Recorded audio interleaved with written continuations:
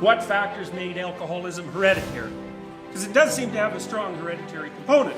What we basically concluded after doing a tremendous amount of research was that people who are prone to alcoholism, at least one type of person who's prone to one type of alcoholism, got a very, very powerful stimulant effect from the alcohol during the time that their blood alcohol level was ascending in the 10 or 15 minutes after they took a drink, especially if they took a large drink fast or multiple large drinks fast.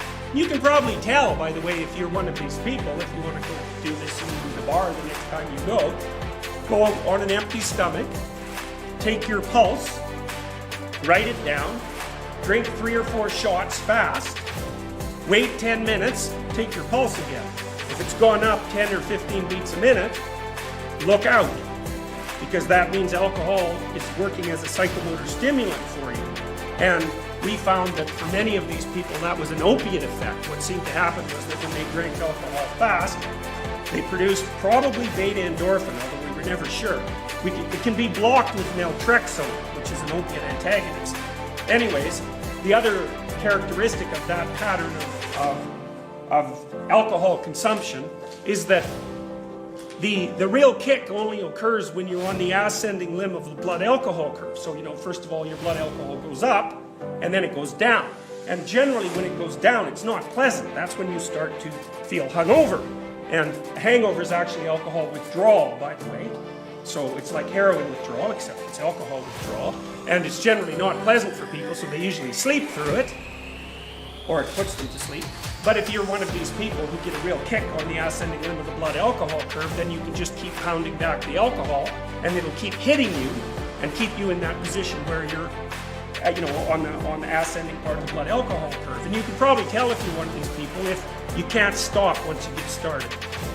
So if it's like you have 4 drinks quick and it's like, man, you're gone until the alcohol runs out, or till it's 4 in the morning, or till you've spent all your money, or you've been at the last bar in town, or that you're sitting on your friend's bed after everybody's gone home from the party and you're still drinking, you might suspect that you're one of those people. And if you are one of those people, well then you should watch the hell out, because alcohol is a vicious drug, and it hits people in its grasp hard, and it's hard for them to escape once they do. People also drink to quell anxiety. So now the problem, because we were looking at the genetics of alcoholism, it wasn't easy to study offspring of alcoholic mothers. And the reason for that is they might have consumed alcohol during pregnancy. In which case, that's a bad idea, especially there's certain key times in pregnancy where even a few drinks are not good. And that turns out, if I remember correctly, that turns out to be the times when the fetus is producing the bulk of its hippocampal tissue. And so, anyway, so if it turned out that daughters or sons of female alcoholics were markedly different from the general population in some manner, we wouldn't be able to tell if that was a consequence of alcohol consumption during pregnancy or if it was a genetic reflection. So what we wanted to do was study sons of male alcoholics, and so their mothers actually couldn't be alcoholic. And we wanted their fathers, the best subjects had an alcoholic father and an alcoholic grandfather, and at least one or more alcoholic first or second degree male relatives.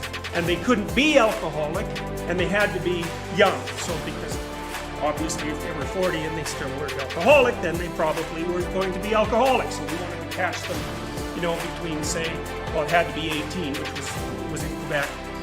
That was even a little late, probably, but that's the best we could do from an ethical perspective. So we used to bring these guys into the lab and get them quite drunk.